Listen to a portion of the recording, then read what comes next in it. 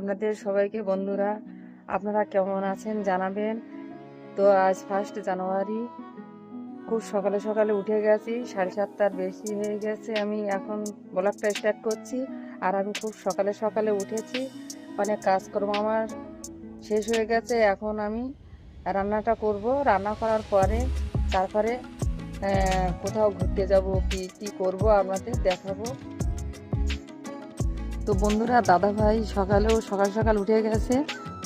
Happy new year বন্ধুরা, সবাইকে happy new year, নতুন বছরের শুভেচ্ছা। পেপার হাতে সকালে। ভালো থাকুন। তো এবার আমি সকালের যে কাজকর্ম করে নেব।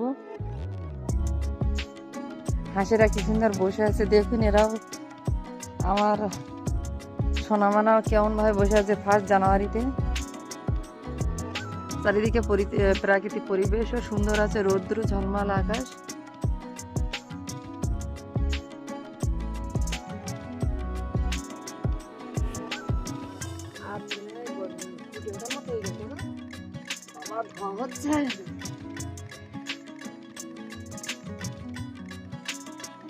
তো বন্ধুরা, আমি সকালে 1 জানুয়ারিতে ডিম দিয়ে শুরু করছিলাম রান্না।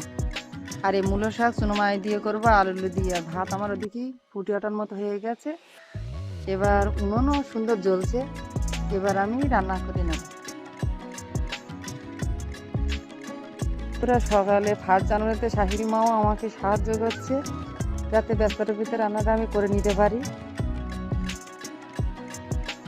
আমার ওই উনুনের কাঠটাও কিন্তু তুমি ঠেলে দেবে, আমি একটু দোকানে যাচ্ছি বলো। হ্যাঁ বন্ধুরা, সকালের ব্রেকফাস্টে নলেন গুড়ের রসগোল্লা আর ছানার মিষ্টি, সঙ্গে আছে একটা আপেল, আর তার সঙ্গে আছে তরমুজ। তো সকালের ব্রেকফাস্টটা আমি এটাই করব 1 জানুয়ারিতে। এই বিল্টু কুমার মাংসগুলো এনেছে চিকেন, এখন আমি এগুলো রান্না করব।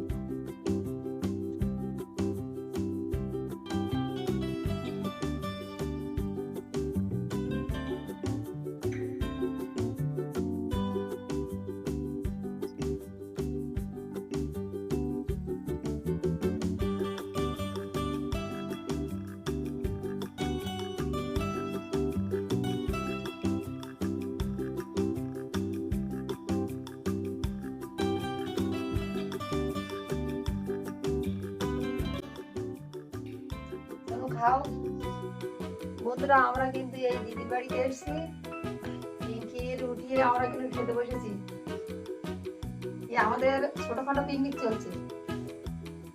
খাও ভাই, আমার বিল্টু কুমার আর আমার ক্যামেরাম্যান খেতে পাচ্ছে না। ক্যামেরাম্যান ক্যামেরা করছে দাদা ভাই।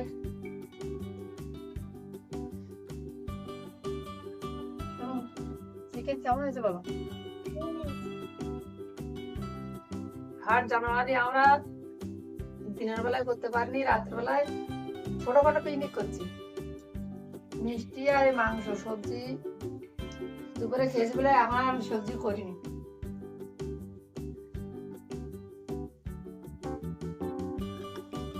বলো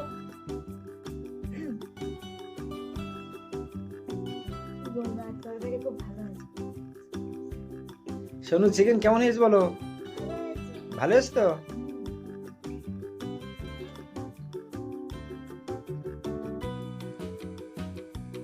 আমার দিদি আর দাদারা এখানে বেশিরভাগ আসে যায়, ওরা গেস্ট হাউসের মতোই থাকে।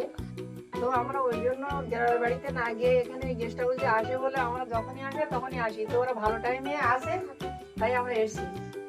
দাদা বারবার বলছে আসবো, কিন্তু আসছে না। তাই দিদি মেয়ে আসে, তাই এসে আমরা পিকনিক করে যাচ্ছি। আর চারিদিকের এত বক্সের আওয়াজ।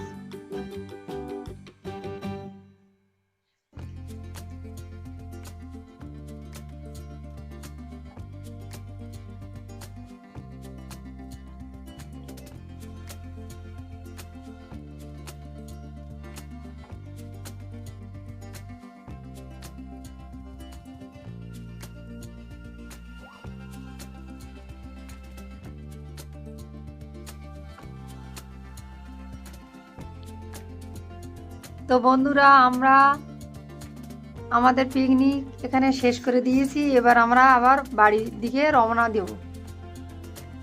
এই আমার দিদির মেয়ে পিঙ্কি, আর আমাদের এই বরমশাই মানে আপনাদের দাদা ভাই এই মস্তি করে শালি বাড়ি সন্ধির বাড়ি বসে আছে, শ্বশুর বাড়ি গ্রামে যেতে পারছে না। শোনো, তুমি একটা কবিতা বলতে পারো? এই শুনে লজ্জা পাচ্ছে। কবিতা কমপ্লিট করে পারিনি, তাই তো? ঠিক আছে। এই কি? কবিতা কমপ্লিট করে পারিনি এখন। কবিতা কমপ্লিট করবা পরের বার, ঠিক তো? আমরা তো বন্ধুরা এবার আমরা আবার বাড়িতে চলে যাব।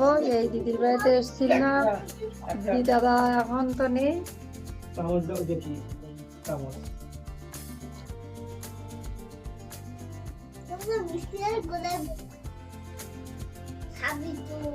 এই আমরা সবাই বসে আছি। কি তোমার ঠিক করা হয়ে গেছে কাজ? চামচ ভালো তো? তাহলে আমরা এবার সবাই মিলে মিষ্টি খাবো। চিনি মধ্যে ছিল?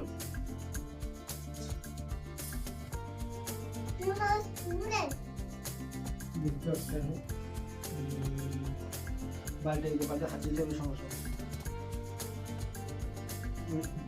আরো পিঙ্কি বসে পড়ো।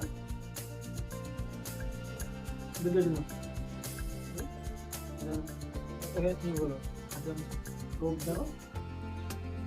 এই কাঠের হাতটা এই আমাদের বাড়ি থেকে 10-15 মিনিটের রাস্তা, আমরা চলে এসেছি। 15 মিনিটের রাস্তা হবে। বাইকে হেঁটে আসলে তো প্রায় আধা ঘন্টা।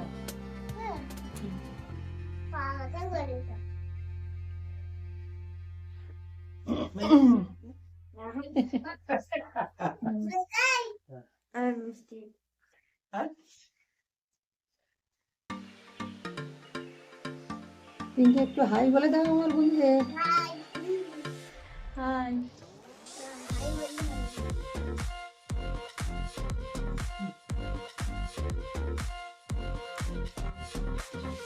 শোনো, সুগার খাদ্যে রোগ হবে এমন কোনো কথা না। লিমিট রেখে খেতে হবে। মানে বিভিন্ন টেনশন, চিন্তা ভাবনা, হ্যারাসমেন্টেই সুগার। কোনো চিনি মিষ্টি খেলে সুগার হয় না, ভুল ধারণা, বুঝতে পেরেছো? ওর একটা লিমিট থাকে, সেই লিমিটে যদি খাও তাতে কোনো সমস্যা হয় না। শোনো, তুমি মিষ্টিটা খাবে না? পরে খাবে?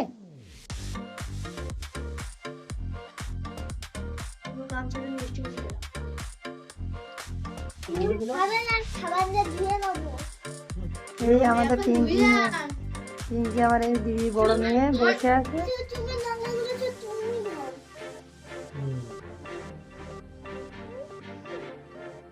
তো বন্ধুরা এবার আমরা বাড়ি চলে যাব।